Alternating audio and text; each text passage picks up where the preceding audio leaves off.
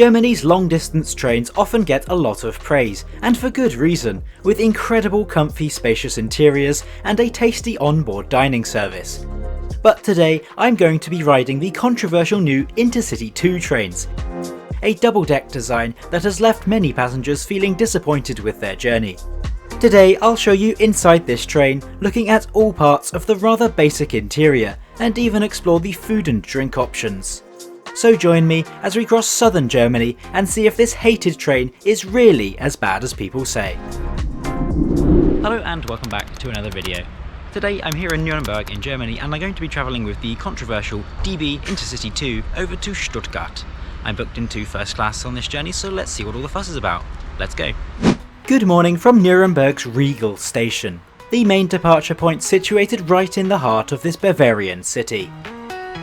This station first opened in the 1840s, with this spectacular frontage being added in 1906. So, heading inside we are met with a huge selection of shops, including many typical German brands such as Rewe to go. There are of course many international fast food brands dotted around the main hall as well. Down here you have the DB Reisezentrum, or ticket office in English. Here you can buy tickets for all regional operators and DB long distance trains. The station's facilities are split across multiple levels, and there's even an underground section here. Upstairs you can find the DB Lounge for passengers travelling with first class tickets. Though as a word of warning, this is only available if you purchase the most expensive flex price tickets. And one thing you should be sure not to miss is the presence of this amazing mosaic, covering various parts of the station's walls and ceiling. But with departure time fast approaching, let's head through to the platforms. Nürnberg Hauptbahnhof has an impressive 21 platforms, and even a couple of tracks running through the centre. As is common with major stations in Germany, the majority of services are operated by Deutsche Bahn, the national operator of the country. This ranges from regional services, identified by this iconic red livery, to these S-Bahn commuter trains that stop at all stations. And of course, there are plenty of ICE high-speed trains connecting every corner of Germany in style. Also, a small handful of services are operated by Go Ahead, a private operator from the UK. But my train today will be one of the new Intercity 2 trains, consisting of a DB 147 electric locomotive and a rake of 5 double-deck coaches. These trains entered service from 2015, and in the years since their introduction have attracted a lot of strong criticism about their poor levels of comfort. In fact, these trains are nearly identical to the much cheaper regional double-deck trains, as shown here. A few adjustments have been made to improve comfort, but we'll soon find out whether that's good enough, or if these trains should be avoided. I'm travelling in first class today, located at the front of the train in coach 5. My reserved seat is on the top deck, with signs at the doors indicating which deck each seat is located on. First class is in a 2+1 layout, and I've reserved seat 135, a forward-facing single seat.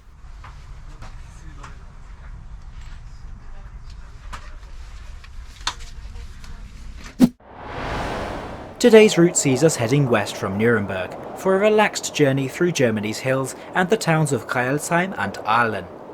Journey time is scheduled to be 2 hours and 10 minutes, covering 203 kilometres or about 126 miles. Our trip begins just 2 minutes behind schedule, pulling out of Nürnberg Hauptbahnhof at 09:44. We depart alongside a pair of ICE 3 units, these trains being a level above the Intercity service I am on. After a few minutes of parity, we diverge to head southwest towards Stuttgart. Not long later, we're out in the countryside, so let's take a look around the interior of this train. Seating in first class takes the form of these dark blue leather seats, and overall this interior looks pretty smart. These were pretty well padded and had a decent ergonomic design, overall quite comfortable. There's even some padded fabric on the winged headrest. All seats have armrests, which can fold down like so. And just beneath the seat you can find the recline lever, though the amount of recline on offer is very limited. As for legroom, it's absolutely fantastic, and there's a lot of room to stretch out here. On the seat in front, there's a footrest, though this was strangely off-centre compared to my seat, meaning you have to bend your legs sideways. There's also a storage net for your smaller items, and a little drinks holder.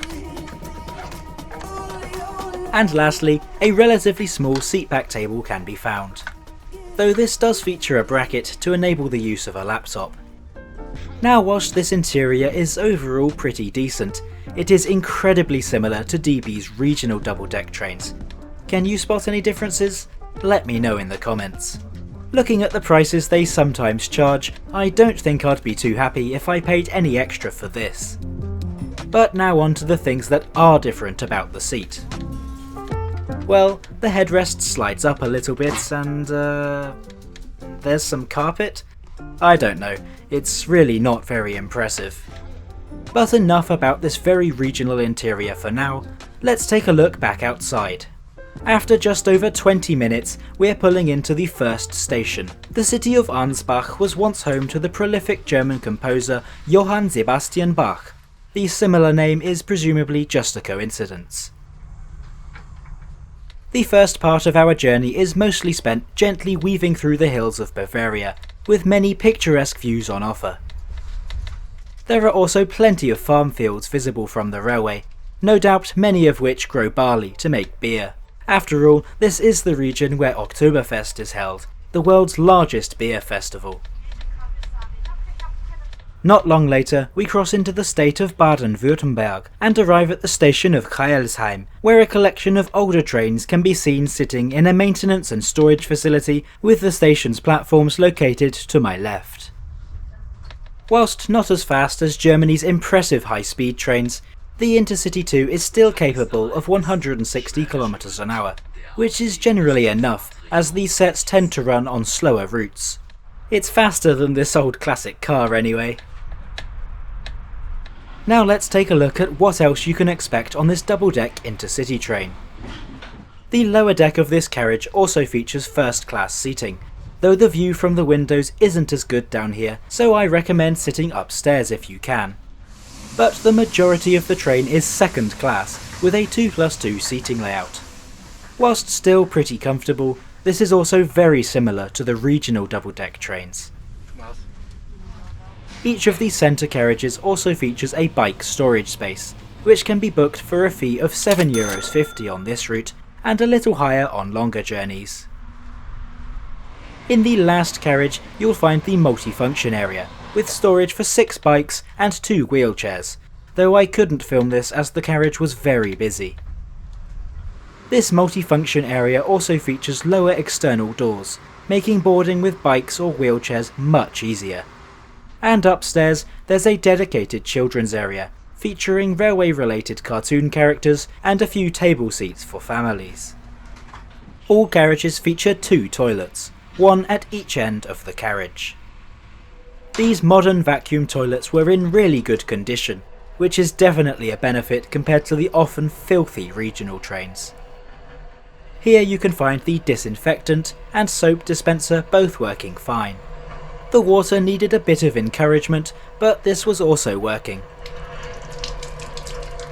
Some tissues are provided to dry your hands. We are now coming in to our next stop, situated in the small town of Ellwangen, with a population of around 25,000. And check out the cool livery on one of Baden-Württemberg's regional trains. This yellow and black design is inspired by the region's coat of arms, with the iconic lion being formed of the operator's logo instead. As we continue to make our way south towards Aalen Hauptbahnhof, let's talk about the onboard catering. Now, on the older Intercity trains, catering was in the form of a high-quality dining car, serving tasty cooked meals. And yes, they had beer in this very impressive glass. However, with these new trains, there's only a limited menu of drinks and snacks, served from an airline-style trolley. I've left a menu on screen now, but it's definitely a downgrade. These trains do have free Wi-Fi, which is certainly useful as phone signal in the German countryside is notoriously unreliable.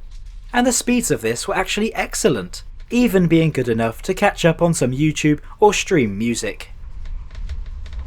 Just next to the seat you can find a European style power socket. Beside this is a small personal bin, a feature I really like as it helps to keep the train tidy. Of course, one big advantage of these double-deck trains is that they have large, nearly panoramic windows. And the windows are fitted with adjustable sunblinds, but unfortunately these weren't very effective as they still let most light through. A disadvantage of long-distance double-deck trains is the cramped feeling as a result of squeezing in 2 floors of passengers. Whilst this particular model was quite spacious compared to certain others, your luggage will certainly feel the squeeze. These overhead luggage racks are tiny. There are thankfully some large luggage bays with coat hooks fitted throughout the carriage to compensate for this though. Oh, and if you look closely at the overhead luggage racks, there's an individual reading light just above your seat. The next station is Aalen Hauptbahnhof, which serves as an interchange for local stations in the area, as well as the lines to both Nördlingen and the major city of Ulm. We are now back in the countryside and speeding towards Stuttgart. I've got to say, these IC2 trains are a really smooth ride. This is a combination of the well-maintained German tracks and the heavyweight design of these double-decker carriages.